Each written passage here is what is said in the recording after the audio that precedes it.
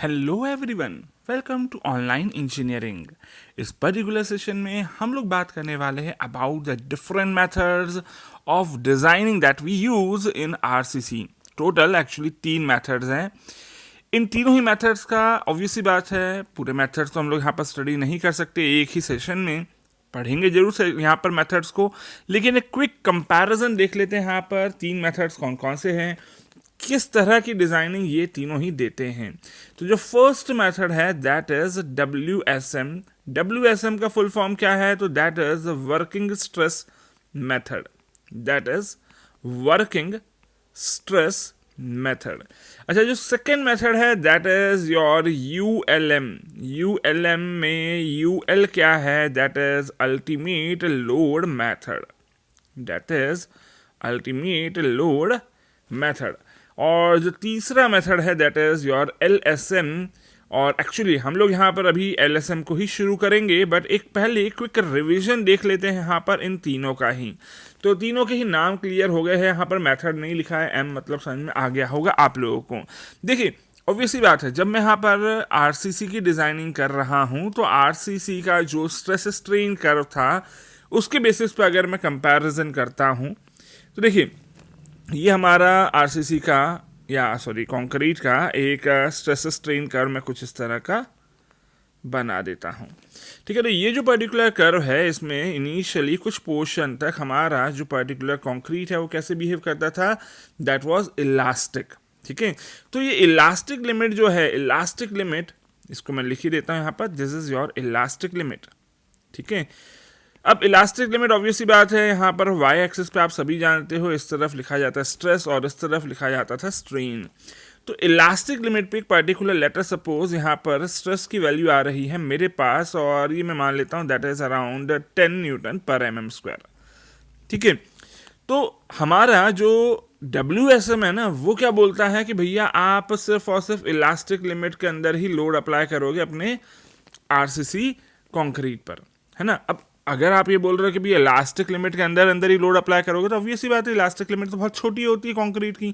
इसका मतलब कि ये जो पर्टिकुलर मैं ये बोल रहा हूँ कि लेटर सपोज हमारा यहीं पर, मैं अभी इलास्टिक लिमिट भी मान लेता हूँ कि हमारा WSM बोल रहा है, वैसे हम लोग इलास्टिक लिमिट तक डिजाइनिंग नहीं करेंगे, उससे कुछ कम के लिए करेंगे। तो लेटर सपोज इसको मैं ले लेता हूँ 12, क्योंकि मुझे कैलकुलेशन अगर करके दिखानी है तो एक राउंड फिगर ले लूँगा मैं अपनी कैलकुलेशन के लिए। इलास्टिक लिमिट से कम स्ट्रेस तक ही हम लोग काम करेंगे, और लेट अस सपोज कि हम कितने स्ट्रेस तक के लिए काम कर रहे हैं, that is your working stress. ठीक है, तो जब वर्किंग स्ट्रेस मेथड में बोल रहा हूँ तो उसमें मैं पहली पॉइंट क्या समझ में आ रहा है कि मैं यहाँ पर ये बोलता हूँ कि भैया मैं सिर्फ और सिर्फ इलास्टिक जो जोन है अपने कंक्रीट का वहीं तक काम करूंगा, या फिर वहीं तक मैं लोड अप्लाई करूंगा। ऑब्वियसली बात है, जब मैं ये बोल रहा हूँ तो मतलब मैं एक्चुअली टोटल स्ट्रेंथ का बहुत ही कम पोर्शन यहाँ पर एज्यूम कर रहा हूँ एज अ स्ट्रेंथ। इसका मतलब क्या है कि WSM के बेसिस पे मैं ये बोल सकता हूँ that your designing will be over safe. Over safe क्यों? क्योंकि जो एक्चुअली स्ट्रेंथ हो सकती थी, देखिए भैया कंक्रीट में तो यहाँ तक भी स्ट्रेस जा सकता है, यहाँ तक भी स्ट्रेस जा सकता है, तो आप यहीं तक की डिजाइनिंग कर रहे हैं। इसका मतलब क्या है कि मोस्ट ऑफ द स्ट्रेंथ को तो आप यूज ही नहीं कर रहे हो, यस और नो। तो अगर आप ये बोल रहे हो कि नहीं भैया हमारा स्ट्रेंथ बहुत कम है, जो एक्चुअल से एक्चुअली बहुत ज़्यादा कम है, तो ऑब्वियसली बात है जो आपकी डिज़ाइनिंग बनेगी वो बहुत ज़्यादा सेफ बन जाएगी। ठीक है, सेफ बन जाएगी इसका मतलब क्या है कि जो आपका स्ट्रक्चर होगा वो कैसा बनेगा?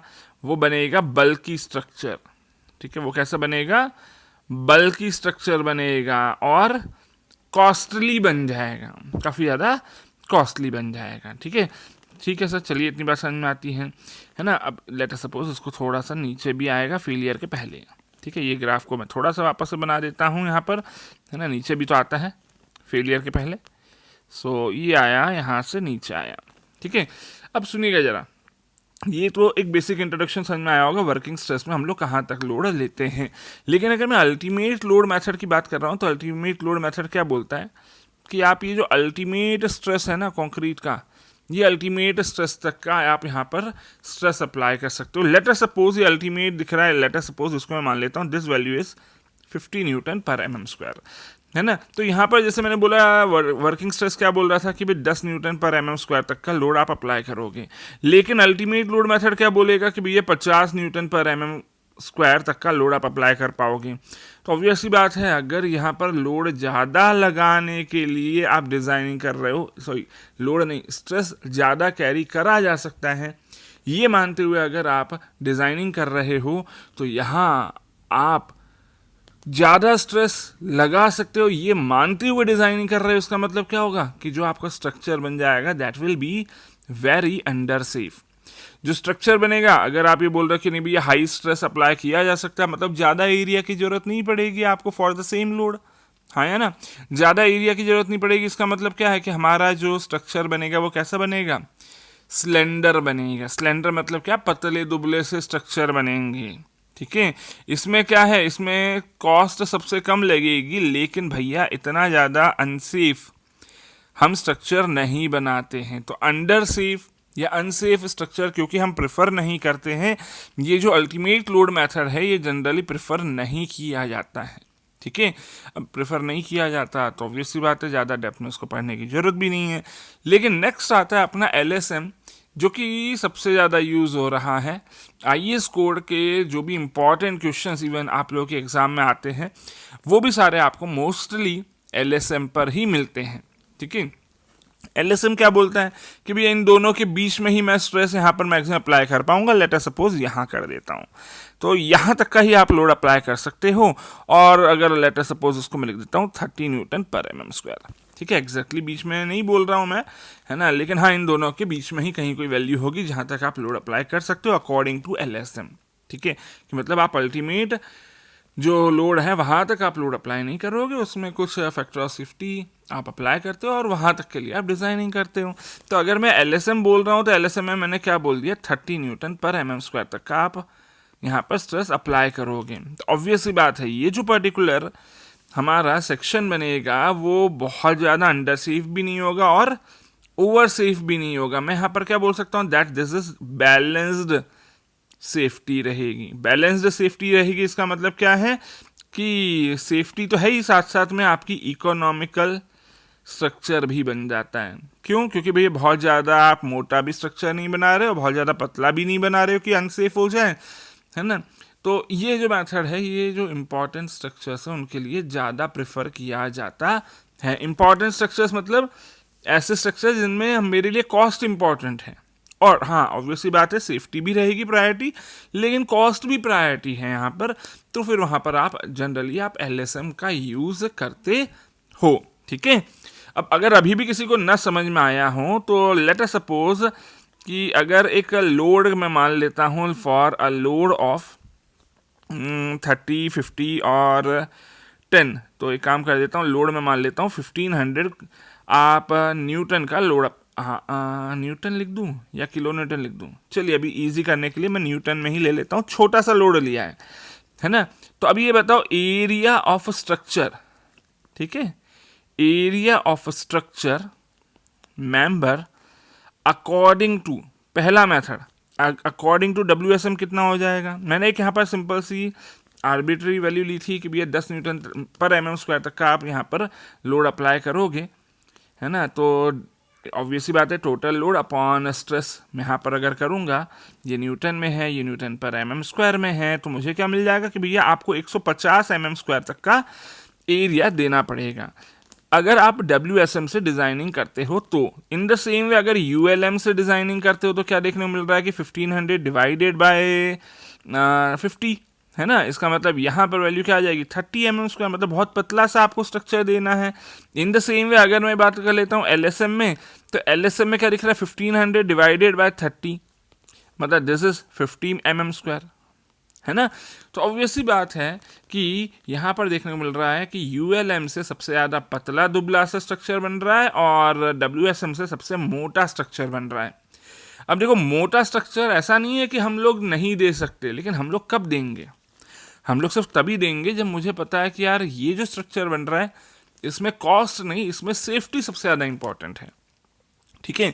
तो ऐसे स्ट्रक्चर जिनमें सेफ्टी बहुत ज़्यादा इंपॉर्टेंट हो, more important than the cost, तो उस केस में मैं WSM प्रेफर कर लेता हूँ, है ना। तो ये शायद समझ में आई होगी बात कि WSM आप कहाँ प्रेफर करोगे। अब WSM आप वहाँ प्रेफर करोगे where cost is not important, where cost is not much important, ठीक है, बहुत ज़्यादा इंपॉर्टेंट ना हो वहाँ पर कॉस्ट, हाँ, लेकिन सेफ्टी ज़्यादा इंपॉर्टेंट हो तो वहाँ पर आप WSM दे दोगे because that is more safer than the LSM। जैसे कि अगर आप वाटर टैंक्स की डिज़ाइनिंग कर रहे हो तो वाटर टैंक्स की डिज़ाइनिंग आप इसके बेसिस पे करते हो। इन द सेम वे अगर ब्रिज की डिज़ाइनिंग कर रहे हो, है ना, डैम की डिज़ाइनिंग कर रहे हो, तो भैया ये सब क्या है, ये इंपॉर्टेंट स्ट्रक्चर है। या फिर कोई भी दूसरा हैवी स्ट्रक्चर अगर हो तो आप वहाँ पर WSM का यूज़ करते हो, ठीक है। बाकी LSM जो है, LSM जो दिख रहा है that is most commonly used, ठीक है, that is most commonly used for regular structures. अब रेगुलर स्ट्रक्चर समझ में आ जाती बात कि भैया बिल्डिंग्स की डिज़ाइनिंग करनी है आपको, तो आप वहाँ पर LSM का यूज़ करते हो, ठीक है। और इसमें IS कोड 456 जो आप लोग फॉलो करते थे उसमें आपको LSM के बारे में मिल जाते हैं सारे डाटा, ठीक है। तो आई होप शायद समझ में आ गया होगा कि LSM आपकी एग्जाम के लिए ज़्यादा इंपॉर्टेंट है। हाँ, WSM भी इंपॉर्टेंट है कुछ एग्जाम्स में, ठीक है, क्योंकि कुछ एग्जाम्स में ये वाले जो टॉपिक्स है ये पूछे जाते हैं ज़्यादा, है ना। बाकी मोस्टली जो एग्जाम्स है उनमें आपको रेगुलर स्ट्रक्चर्स जो है अपने रेसिडेंशियल बिल्डिंग हो या कमर्शियल बिल्डिंग हो उसके बारे में क्वेश्चंस आते हैं, है ना। तो वहाँ पर आपके लिए LSM मेथड ज़्यादा इंपॉर्टेंट होता है। एग्जाम पॉइंट ऑफ व्यू से LSM is always more important than WSM। लेकिन हाँ, ये दोनों ही हम लोगों को पढ़ने हैं।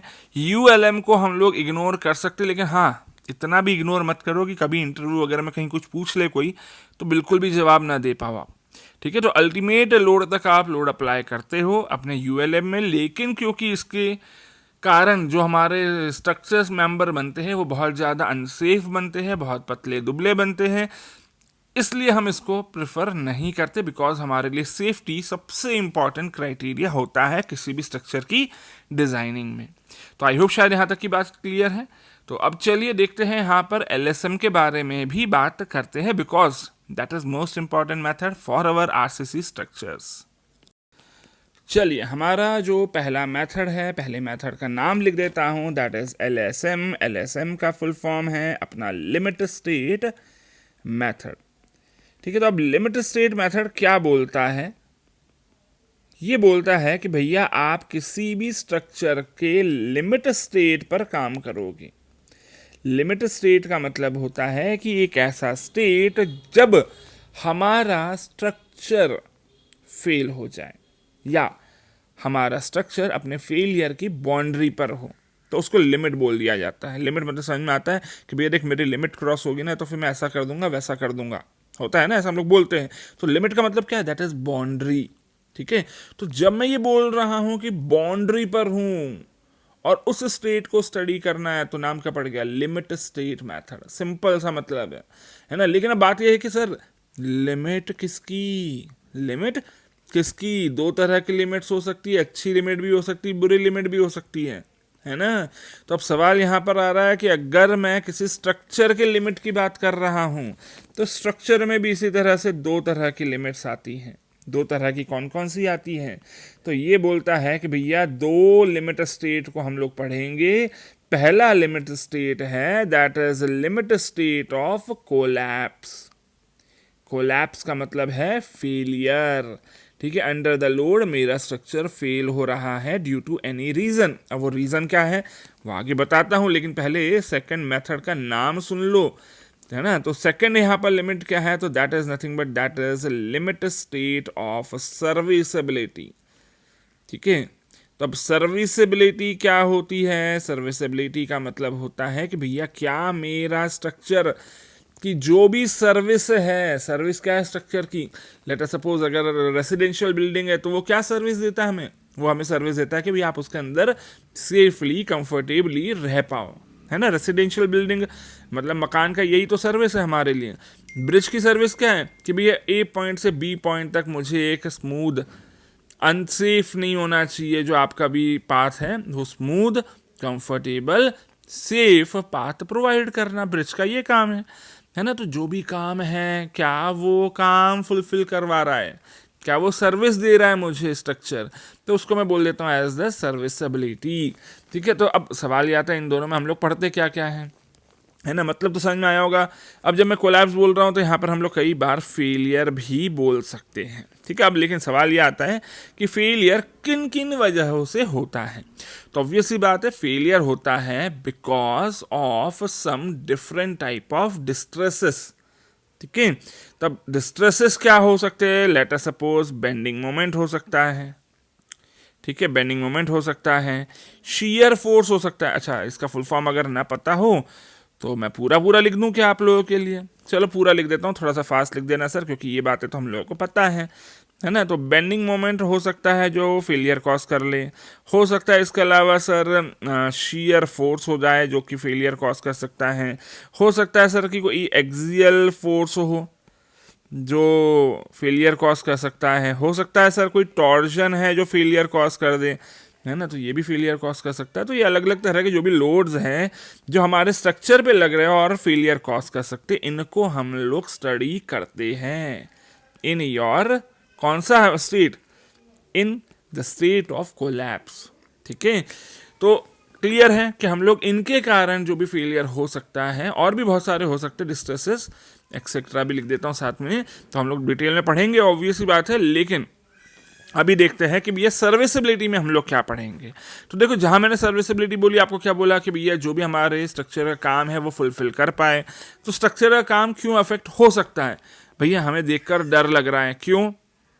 हमारे स्ट्रक्चर के अंदर क्रैक्स आ गए हैं, हमें देखकर डर लग रहा है क्योंकि भैया जो हमारा स्ट्रक्चर है उसके अंदर कोरोजन दिख रहा है मेरे को सरिये में, हमारा जो स्टील है, रेनफोर्समेंट है, उसके अंदर मेरे को कोरोजन दिख रहा है देखने को, है ना। हो सकता है वाइब्रेशन ज़्यादा हो रहे हो, तो भैया वो वाइब्रेशन से मुझे डर लग रहा है कि अरे भाई ब्रिज पता नहीं कब गिर जाएगा, है ना, डर लगता है। और जब वो डर लगता है तो मैं क्या बोलता हूँ कि भैया इस पर अपन नहीं जा सकते, अपने को डर लग रहा है, तो भाई ब्रिज पर हमारी सर्विसिबिलिटी उस ब्रिज की ख़त्म हो गई है। आई होप शायद समझ में आ रही है बातें, है ना। अगर कोई आपने स्लैब दिया है, छत दी है, तो छत में ऑब्वियस सी बात है भैया काम है उसका बारिश के पानी को हमारे रूम तक ना पहुंचने देना। लेकिन अगर लीकेज हो रहा है या सीपेज हो रहा है तो वो भी दिक्कत है हमारे लिए, है ना। इसके अलावा डिफ्लेक्शन अगर ज़्यादा हो जाए तब भी तो डर लग सकता है। डिफ्लेक्शन मतलब समझ में आता है ना, कि अगर मान ले छत बहुत ज़्यादा झुक गई है आपके घर की घर में से भाग जाओगे आप लोग, समझ में आ रही बात है।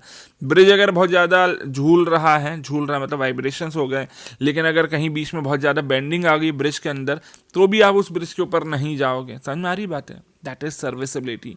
ऐसा जरूरी नहीं है कि वो बेंड हुआ है मतलब वो अनसेफ ही है ना, ऐसा नहीं है। वो हो सकता है बेंड होने के बावजूद वो लोड उठा सकता है, लेकिन हमें उसको यूज करने में डर लग रहा है, इसको बोल दिया हमने एज द अनसर्विसिबिलिटी। तो सर्विसिबिलिटी भी होनी चाहिए हमारे स्ट्रक्चर की, और इनके लिए ये सब चेक किया जाता है।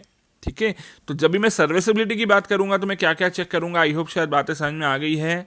और अगर मैं फेलियर या कोलैप्स की बातें करूंगा तो मैं ये सब कुछ चेक करूंगा, आई होप शायद ये बात भी समझ में आ गई है। ठीक है, क्लियर है यहाँ तक की बातें? चलिए, यहाँ तक की बातें तो क्लियर है, लेकिन हाँ अब बात कर लेता हूँ थोड़ा सा आईएएस कोड की, क्योंकि बहुत सारी ऐसे बातें हैं ना जो मैं बोल बोल कर बताऊंगा तो उतना ज़्यादा जल्दी शायद समझ में नहीं आएगी। ज़्यादा बेहतर जल्दी समझ में आएगा आपको अगर आपने पढ़ लिया आईएएस कोड। तो देखो यहाँ पर आईएएस कोड का एक बढ़िया सा स्क्रीनशॉट मैंने आपके लिए लगा दिया है। अरे बोलोगे सर इसी से तो डर लगता था, भाई डरो मत, मैं साथ में हूँ, साथ में पढ़ेंगे तो समझ में आएगा, तुम डरो मत यार, है ना। वीडियो है, वीडियो मेरे साथ पूरा देखो, जो भी मैं आपको पढ़ा रहा हूँ बिना डरे पूरा ध्यान से देखते चलना। सुनो अब चलो, मैं डायरेक्टली आपको आईएएस कोड से बता रहा हूँ ताकि आपको खुद अगर आईएएस कोड से पढ़ना पड़े तो डर ना लगे कभी भी। ठीक है, तो यहाँ पर ये आईएएस 456 ही है। ठीक है, सेक्शन 5 दिख रहा है, एलएसएम के बारे में यहाँ पर बातें बोल रहा है। सबसे पहले बोल रहा है कि भैया लिमिट स्टेट कंसेप्ट है जिसमें structure shall be design to withstand safely all loads liable to act on it throughout its life. मतलब जितने भी लोड लगने वाले हैं उन सबको वो कैरी कर पाए अपने पूरी लाइफ में, उतना हम यहाँ पर डिजाइन करेंगे, है ना। और आगे क्या बोल रहा है, दैट इट, इसके अलावा सिर्फ ऐसा नहीं कि लोड्स उसको उठाना है, बल्कि उसके अलावा सर्विसेबिलिटी रिक्वायरमेंट्स भी उसको फुलफिल करनी है। सर्विसेबिलिटी रिक्वायरमेंट्स मतलब जैसे कि डिफ्लेक्शन और क्रैकिंग, मैंने आपको नाम ज़्यादा बता दिए हैं, ठीक है। फिर आगे बोल रहा है, the acceptable limit for the safety and serviceability requirements before failure occurs is called limit state, ठीक है। तो समझ में आ गया, लिमिट जो है उसी को लिमिट स्टेट बुला रहे हैं। फिर आगे बोल रहा है that the aim of design is to achieve acceptable probabilities that the structure will not become unfit. देखो जहां बोलिए ना प्रोबेबिलिटी की बातें, इसका मतलब हम इस पर्टिकुलर डिजाइन मेथड में कुछ प्रोबेबिलिटी की बातें करेंगे, ठीक है। करूंगा मैं अभी आगे, तो ये वर्ड बिल्कुल यहाँ पर ध्यान रखना, प्रोबेबिलिटी लिखा हुआ है, ठीक है। एक्सेप्टेबल प्रोबेबिलिटीज, तो प्रोबेबिलिटीज क्या है एक्सेप्टेबल हमारे एलएसएम में, सवाल पूछा जा सकता है, ठीक है। आगे जवाब मिलेगा, लेकिन भैया इस सेशन में नहीं मिलेगा, अगले सेशन में मिलेगा, ठीक है। तो अगला सेशन भी देखना है आपको, अभी फिलहाल इस सेशन पे फोकस करते हैं। फिर आगे देखते हैं क्या बोलता है, all relevant limits states shall be considered in design to ensure an adequate degree of safety and serviceability. Again वही सेम बातें करी है कि भाई लिमिट्स आपको यहाँ पर स्टेट करनी है। फिर आगे बोल रहा है, in general the structure shall B designed on the basis of most critical limit state and shall be checked for other limit states also. क्या बोल रहा है कि आप डिजाइन करोगे सबसे क्रिटिकल लिमिट स्टेट के लिए। क्रिटिकल लिमिट स्टेट क्या हो सकता है भाई, जिसके कारण भी फेलियर सबसे पहले होगा, वो हो जाएगा मेरे लिए क्रिटिकल। लेकिन जिसके कारण फेलियर सबसे पहले हो सकता है उसके लिए डिजाइनिंग तो करोगे, लेकिन ये भी चेक करोगे कि कहीं कोई बाकी कोई लिमिट स्टेट तो नहीं अचीव हो रहा, ठीक है। फिर आगे क्या बोल रहा है, आगे भी पढ़ते चलिए, पूरा पढ़ के बताओ एक एक करके लाइन, मजा आ रही है इसको पढ़ने में, क्योंकि देखो जब आप खुद आईएएस कोड पढ़ते हो ना तो कॉन्फिडेंस ज्यादा आता है, ठीक है। आगे चलो, for ensuring the above objectives the design should be based on characteristic value for material strength and applied load.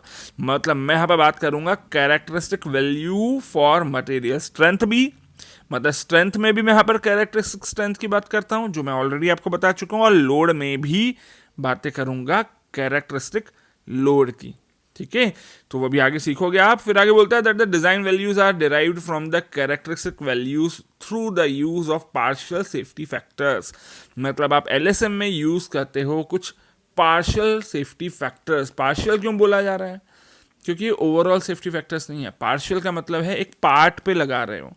एक पार्ट कौन सा, तो वो पार्ट हो सकता है लोड और हो सकता है कि स्ट्रेंथ। भैया लोड वो पैरामीटर है जो कि फेलियर कॉज करवाता है, और स्ट्रेंथ वो पैरामीटर है मटेरियल की जो कि फेलियर को रोकता है। तो कोई भी यहाँ पर स्टूडेंट आई होप ऐसा नहीं है जिसको ऐसा फील हो रहा हो सपने में भी कि सर लोड और स्ट्रेंथ एक ही तो होता है। ऐसा वाहियात सपना आई होप किसी को भी नहीं आ रहा है ना। तो दोनों ही लोड और स्ट्रेंथ अलग अलग बातें हैं, पहली बात क्लियर कर लो अपने दिमाग में। दूसरी बात क्या क्लियर कर लो कि भैया दोनों में ही सेफ्टी फैक्टर लग रहा है ना। सेफ्टी फैक्टर क्या होता है, आई होप शायद ये जानते हो फैक्टर ऑफ सेफ्टी के बारे में। दोनों में ही लग रहा है अलग अलग। अब क्योंकि दोनों में अलग अलग लग रहा है और दोनों ही एक्चुअली हमारी डिज़ाइनिंग के पार्ट होते हैं, कितना लोड लग रहा है और कितनी स्ट्रेंथ, उसी के हिसाब से तो हम लोग डिज़ाइनिंग करेंगे। तब क्योंकि दोनों में अलग अलग मैंने यहाँ पर पार्शियल फैक्टर ऑफ सेफ्टी ले लिया, तो क्योंकि ये दोनों अलग अलग है और दोनों ही एक इंडिविजुअल पार्ट है टोटल डिज़ाइनिंग के, इसलिए नाम क्या दे दिया, पार्शियल फैक्टर ऑफ सेफ्टी, ठीक है। दिख रहा है यहाँ पर नाम लिखा हुआ पार्शियल सेफ्टी फैक्टर्स। अब in accordings to the value that is given in 36, अब 36 आगे आएगा, है ना। ये 35.2 है तो 36 नंबर का भी सेक्शन आएगा, तो वहाँ पर दिया हुआ है पार्शियल सेफ्टी फैक्टर्स। चलिए अभी आगे बढ़ते हैं, यहाँ पर और आगे क्या लिखा है पढ़ते जरा, पूरा ही पढ़ लेते, मजा आ रहा है अगर पढ़ने में तो। देखो लिमिट स्टेट ऑफ कोलैप्स मैंने पहले ही बोल दिया आप लोगों को। लिमिट स्टेट ऑफ कोलैप्स क्या बोलता है, दैट द स्ट्रक्चर और part of the structure could be assessed from rupture of one or more critical sections and from buckling due to elastic or plastic instability। देखो elastic और plastic बोल रहा है, इसका मतलब क्या है कि फेलियर में आप ये नहीं मान रहे हो कि सिर्फ इलास्टिक स्टेट में ही होगा आपका कंक्रीट या मटेरियल। नहीं भाई, इलास्टिक से प्लास्टिक स्टेट में भी जा सकता है आपका मटेरियल, है ना। तो जो मैंने आपको बोला था कि WSM क्या बोलता है, नहीं इलास्टिक स्टेट में ही होना चाहिए मटेरियल, ऐसा नहीं बोलता है LSM बोलता है इलास्टिक और प्लास्टिक दोनों हो सकता है ना। इंक्लूडिंग द इफेक्ट्स ऑफ स्वे, स्वे मतलब क्या है, हॉरिजॉन्टल जो भी मूवमेंट हो रहा है वो, या फिर ओवरटर्निंग, ये अलग अलग मेथड्स हैं जिनसे फेलियर हो सकता है। फिर आगे बोलता है the resistance to bending, shear, torsion, axial loads at every section shall not be less than the appropriate value at that section produced by the probable most unfavorable combination of loads. Most unfavorable combination of loads. तो unfavourable combination क्या है? देखो, जब loads की बात कर रहे हो ना, तो स्ट्रक्चर पे लोड एक तरह का नहीं लगता, लोड्स तो अलग अलग तरह के लगते हैं सर। हो सकता है डेड लोड की बात कर रहे हो सकता है लाइव लोड की बात कर रहे हो आप, है ना, हो सकता है आप अर्थक्वेक लोड की बात करो या विंड लोड की बात करो। तो ये जो हमारे लोड्स हैं, अलग अलग लोड्स अलग अलग टाइम पर लगते हैं, उनकी इंटेंसिटीज भी वेरी कर सकती हैं। ठीक है, तो हम यहाँ पर बात करते हैं इन लोड्स के कॉम्बिनेशन की, और कॉम्बिनेशन भी मोस्ट अनफेवरेबल मतलब सबसे खतरनाक लोड, सबसे ज़्यादा लोड कब लगेगा हमारे स्ट्रक्चर पे, वो अनफेवरेबल कंडीशन में भी आपका ये सारे के कारण हमारा स्ट्रक्चर फेल ना हो, ये सारे मतलब बेंडिंग, शियर, टॉर्शन और एक्सियल लोड के कारण हमारा स्ट्रक्चर फेल ना हो, इसके बारे में बात करता है अपना लिमिट स्टेट ऑफ कोलैप्स। सिर्फ इंट्रोडक्शन दिया है और मैं भी इंट्रोडक्शन ही दे रहा हूँ आपको इस पर्टिकुलर सेशन में। ठीक है, फिर आगे बोलता है लिमिट स्टेट ऑफ सर्विसेबिलिटी। क्या बोलता है कि भैया डिफ्लेक्शन की बात करोगे तो डिफ्लेक्शन हमारे अंडर द लिमिटिंग वैल्यूज होनी चाहिए, जो कि 23.2 में दिया हुआ है, टेबल बाद में बताता हूं।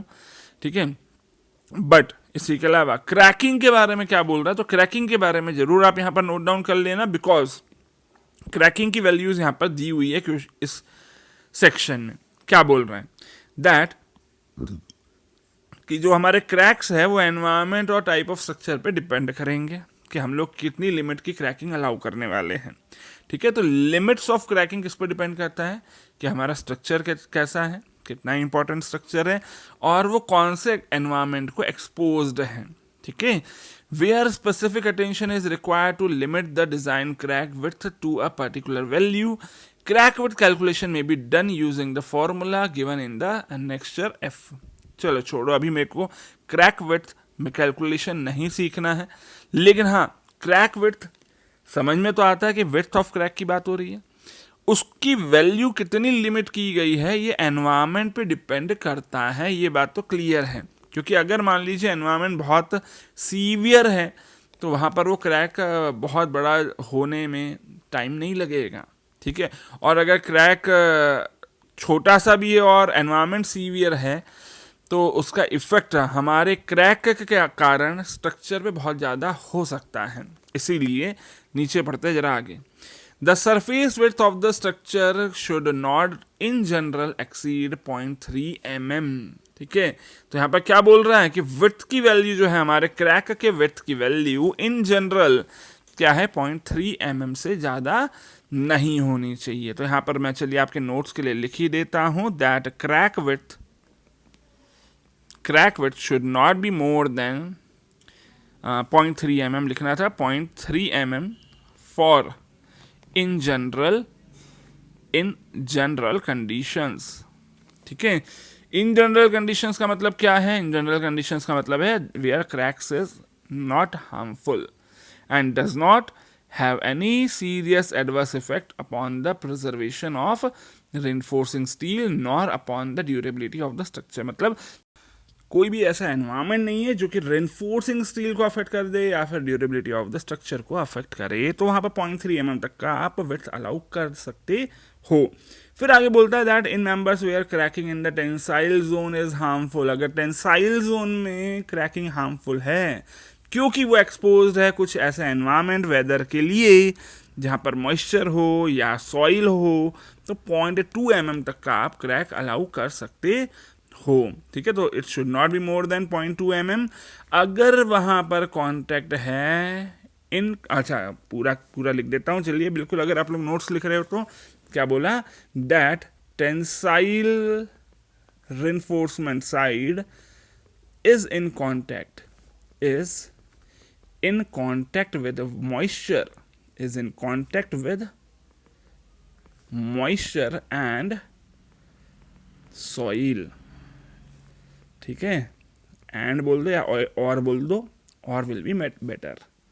ठीक है, चलिए इसके अलावा एक और है, क्या है, फॉर पर्टिकुलरली एग्रेसिव एनवायरमेंट और सच है सीवियर कैटेगरी हम लोग ऑलरेडी पढ़ चुके हैं एक्सपोजर कंडीशंस में। ठीक है, तो वहाँ पर आपको विड्थ ऑफ द क्रैक कभी भी 0.1 mm से ज़्यादा नहीं होना चाहिए। तो it should not be more than, अच्छा मैं शायद it should not be less than लिख रहा हूँ। ओके, तो गड़बड़ है, एक काम करता हूँ, यहाँ पर जो साइन है वो चेंज कर देता हूँ, है ना। It should be less than 0.1 mm। अगर सीवियर एनवायरमेंट कंडीशंस है तो, सीवियर एक्सपोजर कंडीशंस है तो, क्लियर है। तो आई होप यहाँ तक की बातें क्लियर है। ठीक है, सो दैट्स ऑल। अभी यहाँ पर आगे और बात कर लेते हैं, एक छोटा सा पॉइंट और डिस्कस करते हैं, है ना। इस स्क्रीनशॉट को मैं यहाँ पर अपने अगले पेज पर आप लोगों के लिए लगा देता हूँ, आप लोग जूम करके बाद में पढ़ते रहना। ठीक है, चलिए देखते हैं, आगे बढ़ते हैं। आगे बढ़ने के पहले वो स्क्रीनशॉट यहाँ पर आप लोगों के लिए लगा देता हूँ भैया, जब आपको पढ़ना हो जूम करके पढ़ते रहना। ठीक है, अब बात कर लेते हैं इसके अलावा क्या। देखिए यहाँ पर बात आ रही है इसके अलावा, नीचे लिखा हुआ है दैट कैरेक्टरिस्टिक लोड की बातें हो रही है, और यहाँ पर कुछ लोड के लिए IS कोड के नाम दिए हुए हैं।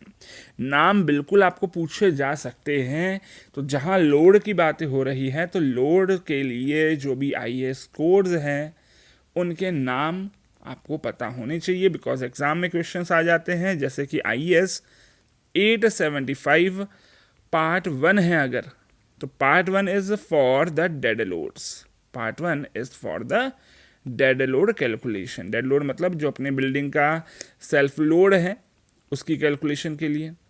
In the same way part 2 की बात कर लेते हैं, तो part 2 is for the impose load, है ना, इम्पोज लोड के लिए पार्ट 2 है। In the same way IS 875 part 3 जो है that is for your snow load, अच्छा that is for the wind load actually, that is for the wind load, and part 4 जो है that is for the snow load, that is for the snow load, and जो part 5 है वो है आपके earthquake load के लिए, या फिर आप बोल सकते हो seismic load के लिए। ठीक है, तो ये नाम ऑब्वियसली बात है पूछा जा सकता है आपकी एग्जाम में, लेकिन जैसा मैंने आपको बोला था कि इनके अनफेवरेबल कॉम्बिनेशंस बनते हैं। ठीक है ना, तो अनफेवरेबल कॉम्बिनेशंस भी हैं, अनफेवरेबल कॉम्बिनेशंस ऑफ लोड, ये भी आपको याद होना चाहिए। अब ये याद कैसे होगा, तो भैया इसके लिए याद रखो table number 18। Sir table number 18 लिख देने से याद हो जाएगा क्या? नहीं याद होगा, ऑब्वियस सी बात है। टेबल बताओ सर डायरेक्टली, तो भैया टेबल देख लो।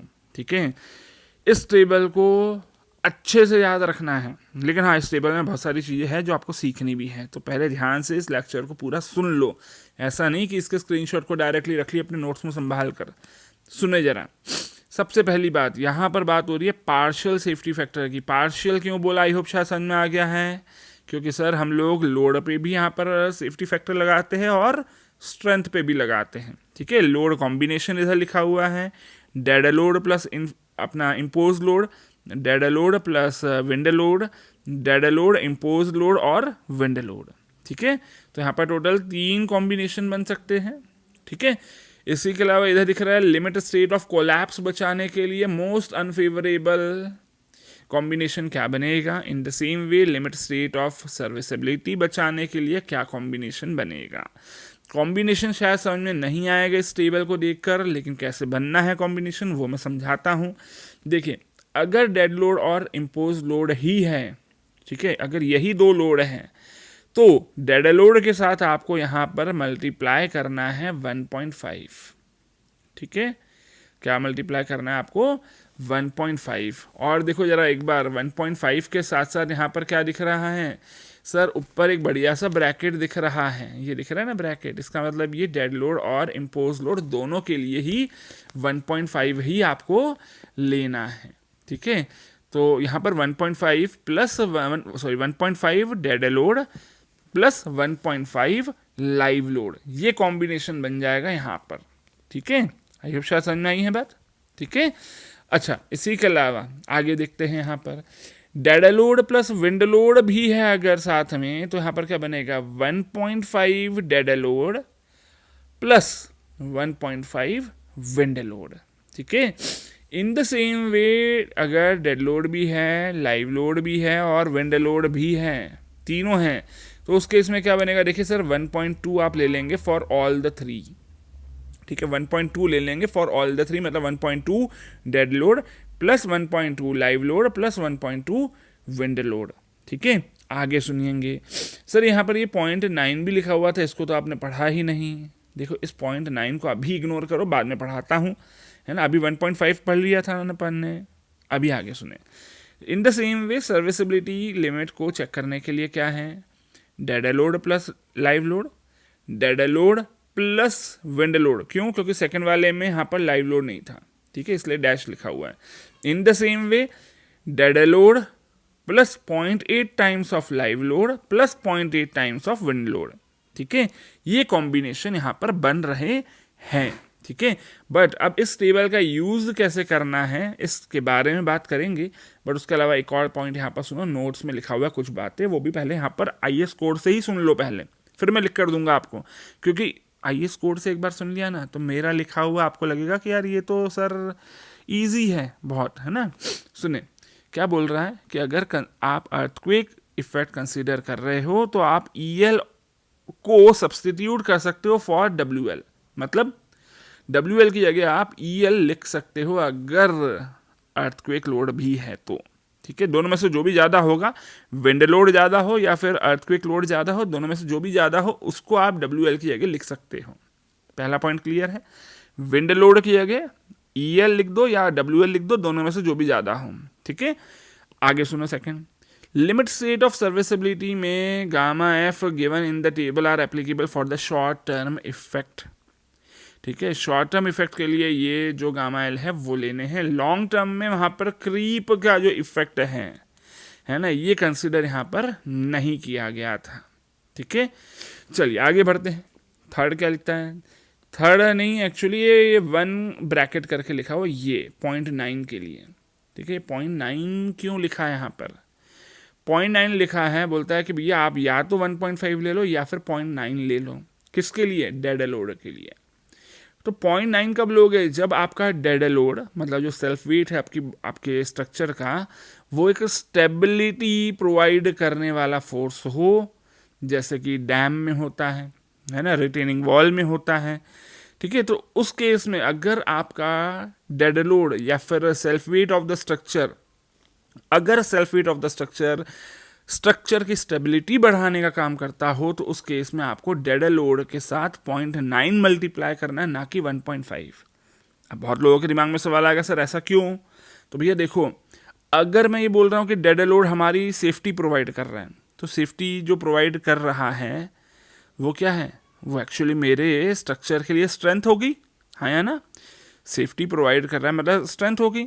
अब ये बताओ, हम जब फैक्टर ऑफ सेफ्टी लगाते हैं तो उसमें स्ट्रेंथ को बढ़ाकर एज्यूम करते हैं कि कम करके एज्यूम करते हैं? सेफ्टी के लिए, जब हम लोग सेफ्टी के लिए डिज़ाइनिंग करते हैं स्ट्रक्चर की, सुनना वापस से सवाल, जब हम लोग सेफ्टी के लिए स्ट्रक्चर डिज़ाइन करते हैं तो स्ट्रेंथ को बढ़ाकर एज्यूम करते हैं कि कम करके? कम करके, ऑब्वियस ही बात है। लोड को बढ़ाकर एज्यूम करते हैं और स्ट्रेंथ को कम करके एज्यूम करते हैं। बोलो हाँ। तो अगर मेरा डेड लोड स्टेबिलिटी बढ़ा रहा है तो वो मेरे लिए स्ट्रेंथ के रूप में काम कर रहा होगा। तो अगर स्ट्रेंथ के रूप में काम कर रहा है तो स्ट्रेंथ को क्या करना चाहिए? कम करके मानना चाहिए। ठीक है, लेकिन अगर डेड लोड मेरे लिए लोड की तरह काम कर रहा है, मतलब फेलियर कॉज करने के लिए काम कर रहा है, तो लोड को क्या करना चाहिए? सेफ्टी के लिए बढ़ाकर मानना चाहिए, एज्यूम करना चाहिए। तो बढ़ाकर एज्यूम करना है, इसलिए 1.5 यहाँ पर मल्टीप्लाई करोगे।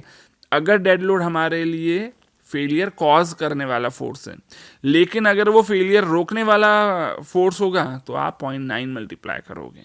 ठीक है, ये यहाँ पर 3 नोट थे इस टेबल में, लेकिन इस टेबल को आपको बाद में जूम करके देखने के लिए अगर ज़रूरत लगे तो यहाँ पर मैंने आपके नोट्स में ऐडअप कर दिया है। ठीक है, आराम से देखिएगा कैसे यूज़ करना है इस टेबल को, ये मैंने यहाँ पर आपको समझा दिया है ना। बाकी नोट्स भी बता दिए, ये नोट्स ऑब्वियसली बात है इंपॉर्टेंट थे। फिलहाल ये पहला सेशन था एलएसएम का, लेकिन यहाँ पर अभी भी एलएसएम शुरू नहीं हुआ ऐसा नहीं बोल सकता मैं। क्यों? क्योंकि भैया एलएसएम में जब डिज़ाइनिंग का पार्ट आता है तो उसके पहले इंपॉर्टेंट होता है हमारे लिए एजम्पशंस को स्टडी करना, कि भाई क्या एजम्पशंस है जिसपे एलएसएम काम करता है, जिन एजम्पशंस के बेसिस पे मुझे डिज़ाइनिंग करनी है ना, तो वो पढ़ेंगे अपन अगले सेशन में। ठीक है, फिलहाल इस सेशन को एंड करता हूँ, मिलते हैं, till then take care, bye bye.